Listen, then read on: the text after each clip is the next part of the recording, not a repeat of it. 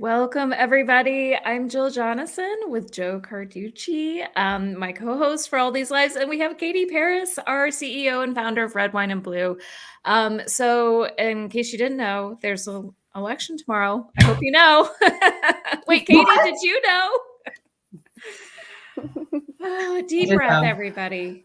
Deep breath. Okay, so that's why we're doing this. It's kind of like a lunch and learn. Like, hopefully you can take a few minutes, eat your lunch, and let's talk about election. This is election edition. So Katie, let's just first start off with your home state, Ohio. It's my home state as well. What's going on Ohio? Yeah, we are really holding up the fort for both ends here, right? Me up in Northeast, you down in Southwest. So here in Ohio, we are voting on reproductive freedom tomorrow. Only state in the nation to have reproductive rights is a ballot initiative on the ballot this year in 2023. And it matters so enormously for Ohioans, but we also know that states all across the country are watching to see what happens here. Can a state that voted twice for Trump, that has legislators who are against this, a governor who's against this, a state Supreme Court who's against this, can we support a ballot initiative that is affirmative, not just stopping something bad like we saw in Kansas and Kentucky, but affirmatively saying yes to reproductive rights in a state like this? And what we know is that the answer is yes in terms of the majority in red states, blue states, purple states supporting reproductive rights. The question is, can we, as the majority, be heard in a state with so many obstacles where our state government is against us? So we're going to find out tomorrow. Yeah, I saw your governor on cable news yesterday, and he was being disingenuous, to say the least. And so this is an issue, this sort of intentional disinformation going on with this amendment issue. And I wanted to just, if you can, not without repeating, obviously, disinformation. That's right. We don't repeat disinfo around here. It's so important to talk about what's actually in the amendment, like the language versus what's on the back. Yeah. Yeah, so that's true. Our governor has very proudly proclaimed himself to be the quote unquote most pro-life governor in America. I don't really love those labels, but we all know that he's really proud of trying to restrict access to abortion and reproductive health care. And so he is very much against this amendment, which would enshrine reproductive freedom in our state constitution. Our Secretary of State also is against issue 1 and reproductive freedom. And he took it upon himself to, rather than allowing Ohioans to just vote on the language of the constitutional amendment itself, he said, nope, I'm going to write my own version through my own politically biased lens. And I'm going to get the partisan ballot board to approve that language, which was actually longer than the very simple, clearly written constitutional amendment itself. So we have had to really be working hard to make sure that voters know that no matter what politicians put on the ballot to try to confuse and mislead you, because they know that you support reproductive rights, that indeed the language that will go into our Constitution if we pass this amendment is very clear and straightforward in terms of making reproductive rights a thing that we can count on in Ohio. So we've had a lot of obstacles from our governor. As you said, it's just like so disappointing to see this misinformation. Like, let the people vote. Just be honest about what it is. You don't want people to have access to abortion and to protect reproductive health in Ohio. Fine. Make that case. Just say that you're against that, and let people vote yes or no on that, rather than making all of these politically biased and misleading claims about things that are not in the amendment. And we can go through them, but the reality is that issue 1 strengthens parental rights because our state legislature took away parents' rights to have any say on what happens for their daughters if they get into a situation where a family needs to help their daughter make the most personal, intimate decisions they can possibly make. The state legislature said parents shouldn't have any say in that. Doctors shouldn't have any say in that. Families have nothing to do with us. We know better. We are politicians. We are government, and we know better. Issue 1 is saying, no, you don't. These need to be family decisions. Government and politicians need to get out of it. So what a distortion, right? To say that somehow issue 1 would hurt parents. I find that really offensive as a parent, as a mom. I know you guys are too. I know you feel me on that. And I think that's why we've seen so many moms coming together to set that record straight and make sure that we know that people just really understand what's on the ballot. And it's really straightforward, and it's something the majority supports. Yeah, absolutely. So we will be watching, and Katie's wearing her sweatshirt. Vote yes. I have you guys. I've had it on for 2 weeks now. every day for 2 weeks. Good thing I like green. Yeah, goes pretty good with the red hair. But yeah, I wear it. Let's see, each day as I'm, as I come to the gym on days I get to go to the gym or not, it's like coming in, I'm like, on the way out, I try to like leave a little early so I can just like across the front of the class, like wherever I go. My favorite is like going to busy places like Costco or Trader Joe's yesterday. I'm a walking billboard. I'm here for it. I love it. And I know like some of our members have been taking the postcards that say vote yes and turning them into necklaces and like wearing them around their neck. Like people are getting creative. I bulk ordered online like a bunch of lanyards the other day, and I've just been like giving those out too. It's just like it's like the funniest like conversation piece ever. Yes, I have a yes on issue 1 postcard as a necklace. Do you want to talk about it? And by the end of the conversation, it's like, where can I get one of them?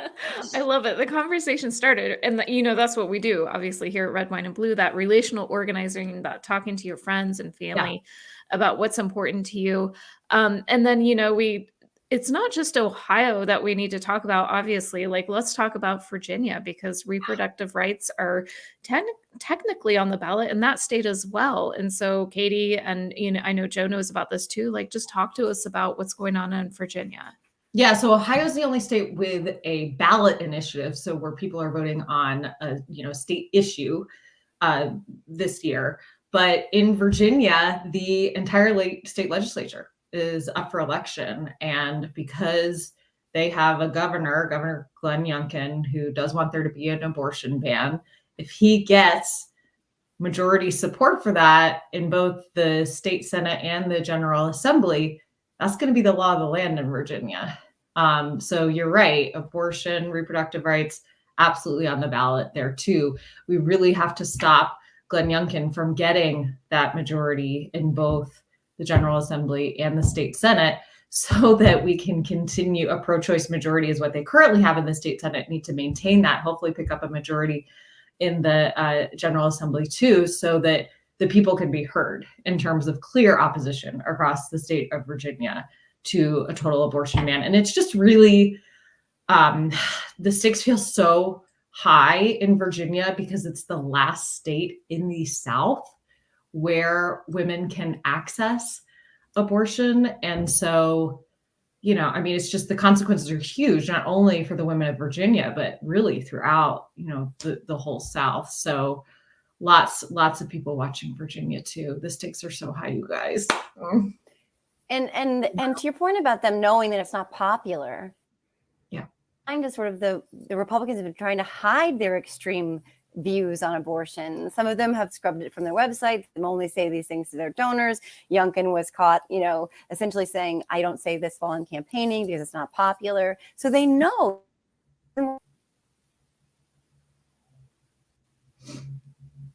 She's frozen. Yeah, I know Jill's internet's a little in and out this morning. Back. Yeah, you're back. And we know what you're saying, because it's like we've seen it so many times now, right? With candidates like scrubbing their website or only saying certain things to certain audiences about what they really want to do on this issue. It's just, once again, why it's so important that we talk to each other. At Red, White, and Blue, our approach to, politics is different than some organizations where it's just blasting to people and telling what they should do. But we have to recognize how much disinformation, or just how difficult it can even be to access information, especially about these local candidates. Like, not everybody has hours to pour through websites and news articles and figure out where people actually stand. So that's why we have to make sure that we're always reaching out through our trusted networks and saying like, hey, can I help? I'm here to help. Do you have questions? And so that's what we're just doing nonstop at Red, White, and Blue right now through our networks, through our own community, making sure that everyone is equipped to confidently not only cast their own vote, but answer questions from their friends and families, because it is freaking confusing out there and it's by design. So we have to be empowered to, not just vote, but to be, that reliable friend who can show up for each other so that others can be confident in their votes too. Yeah, I like that reliable friend. And I'll be honest, I didn't think I would be that. Like years ago, I was definitely not that person. And now I'm like, wait, people are coming to me asking me like, hey, you're tuned in. And you guys know, like, unlike most of the women who we work with at Red, White, and Blue, like I've worked in politics a long time. And it's like my favorite thing is working with other women who haven't, because I think it makes me so much smarter at actually engaging people, in all this. But I even felt that way too, a little bit like, oh no, politics is like, that's going to be what I do for my work. But in my regular life, I want to talk about things that aren't that. And I think that we all like self-sabotage in a way. We get these ideas because society and culture tells us don't talk about that in social spaces, that we just think we shouldn't. But once you really examine it and realize, oh my gosh, this is too important not to do it. But then even more important, then when you actually do it, I feel closer to like my mom friends than I ever have. Because of the last 9 months of collecting signatures together and group texts where it's like, yeah, we're talking about soccer practice, one thread, and the next one is about making sure that everybody's got the right amendment language and understands like when we can early vote and not, it's like, it's empowering to do things together. And I love that we just see those barriers breaking down and not separating out like what doing politics is, and just like what being a good friend is, being that reliable friend, like my friend is going to like help me out by like picking up my kid, because of whatever ripple in my schedule. I'm going to have their back and make sure they know like who to vote for school board. Like we're all just getting through this messy life together. Right. Yeah. And I love that you brought up school boards. If I'm frozen again, I apologize. Am I still? You're not. You look much better now. It looks much clearer. Okay, good. You're good. My kids will barge in any second, but I love that you brought up school boards, because it seems like the media sort of overlooks these school board races. And as a mom, this is so important. And like, let's talk about, why these school board races are so important, where people can find out more information on their own school board races, et cetera. Yeah.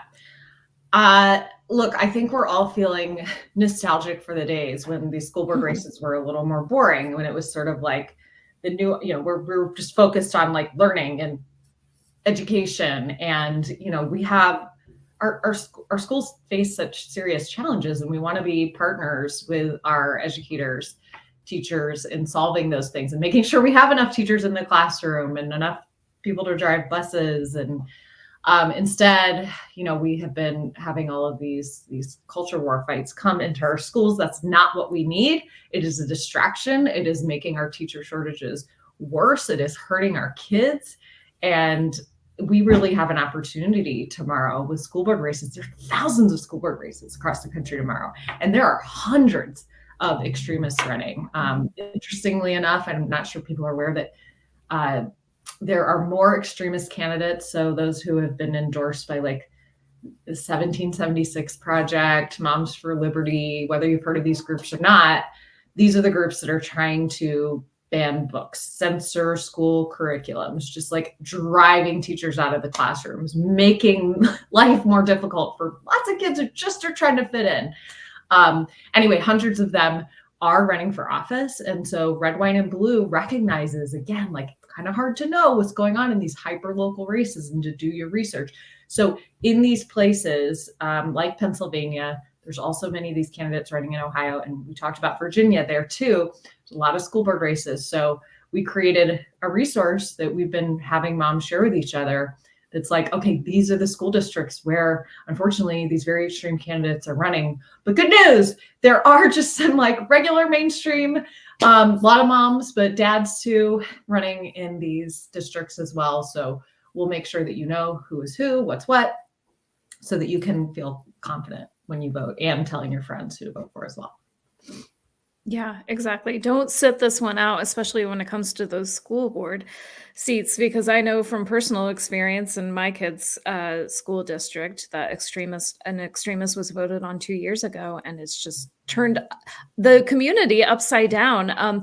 But also, what that's done is it's made a lot more people engaged. So 2 years ago, I was like running around town putting signs up, and then this year I'm doing the same thing, and it's a different feel, and I feel really confident about this. Oh, tell me how it feels different, because obviously your district is one of the ones we're watching, Jill. Like, what feels different from 2 years ago? I'm so curious. Well, it's actually kind of sad because we have an incumbent running, and she's been on there, and she's incredible. She's there for the right reasons, and like she said, when she first ran, 2 sessions ago, she needed like $5,000 to run, and now it's taking like $50,000 to run for school board, it's just wild. So, we're 2 years ago, we saw the Republican backed candidates with giant signs just all over. And so she's able to fundraise. So now we're seeing billboards with her on it, like big signs with her on it. And I'm driving through neighborhoods. I've been like putting like postcards on people's doors, like taping them on doors. And I'm seeing just a lot more signs for the people who are there for the right reasons, the common sense. So where 2 years ago, I felt like it was infiltrated with the like high money-backed candidates. And then this year now I'm seeing like those common sense people who want to be there for the right reasons. We're seeing a lot there. And because I think people were woken up. They're like, look what happens when you're not paying attention and you don't go to vote. This person gets on a school board and then just wreaks havoc in the community. So. Yeah. Well, I mean, what you're saying, I think, is just happening all across the country. And it's so interesting because I think you're right. It felt like this sort of like sneak attack in 2021 of like, where is this even coming from? And it was this orchestrated political effort. But I think that, moms like us were kind of like, what? School board? What does this even have? No, like this isn't going to be a thing, right? But then it was, but then now we've had 2 years to kind of get hip to it. Right. And like organize ourselves. Do we want school board races to cost $50,000 for just like a local community member to like raise their hand and be like, okay, I'm going to help out and try to, no, absolutely not. But it's better than the alternative, right? Of these just like enormous amounts of money coming in some cases, like these billionaire backed candidates for school board, trying to drive a political agenda and everyone else just being caught so by surprise. So we, look, organizing does work. And it sounds like people are, have really woken up to what's going on and the need to fight back because the stakes are so high. So I am glad to hear that you're seeing that in your district. Yeah. I'm glad those conversations are happening. I'm just glad because, again, like you said, we won't be taken by surprise again. You know what I mean? There's going to be any sneak attacks. Yeah. So we will be watching all of these races and, absolutely just my hope is that we are going to see just mainstream parents sending a really strong message that like, this is not how we want to be spending our time. It's harmful to kids and it is holding us back from really addressing some really big challenges that we have in our school systems. And, I'm nervous about tomorrow, you guys, but also hopeful. Yeah, I feel the same way. And I just want everybody to know, like, we're still in 2023, okay? We're not in 2024. We need to pay attention what's on the ballot tomorrow at the local level, at the state level. And so I do find that so annoying. I like turned on, I was like, Alexa, put on, and I don't know, it's CNN or some maybe Sirius POTUS channel or something this morning.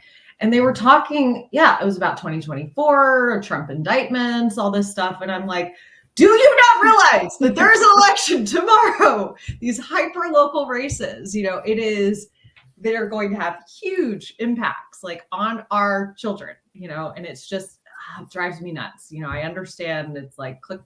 There's all the clickbait and like, oh, we want to talk about this. And that there's such wow, imagine if they were talking about school board races, on those sort of channels, and really gave people the opportunity to recognize what was going on, how urgent this is, the enormous impact it does have on our kids. So there has been more coverage of that, but not nearly enough. And I'm so tired of people overlooking the races that actually have the most impact on our lives. Yeah, that's right. Some coverage, but not nearly enough. Hopefully we can start moving in that direction. Katie, we know you're incredibly busy, so thank you so much for taking the time just over a quick lunch break, just talking about what's at stake tomorrow. And Katie, Jo, is there anything else you want to wrap up before we go? Please let me know. Oh, just a reminder to everyone, just obviously, if you're watching this, you're definitely voting, but just remember the opportunity to influence the people they're going to thank you. It's going to feel good. Community care is self-care, y'all. It's the new thing. Like, get on board. I promise it's going to feel good. It's going to strengthen those friendships. And once we win these things, like, it's going to feel a lot more, it's going to be fun to get together and celebrate those things together too. So let's strengthen our networks by really caring about each other, making sure that we help our friends vote the right way. I'm telling you, people are so grateful. It's hard to research these local races. Be a resource to them. And if you're not sure, head over to, Red, Wine, and Blue, and we'll help you out. We got your back. Yeah. Share your knowledge. Don't keep it for yourself. Share it. So yeah. All right, everybody. Thank you so much. Stay tuned. We will keep on top of this and go to redwine.blue for any more information you need. Katie, Jo, always great to see you. Always. Thank you guys for all you do.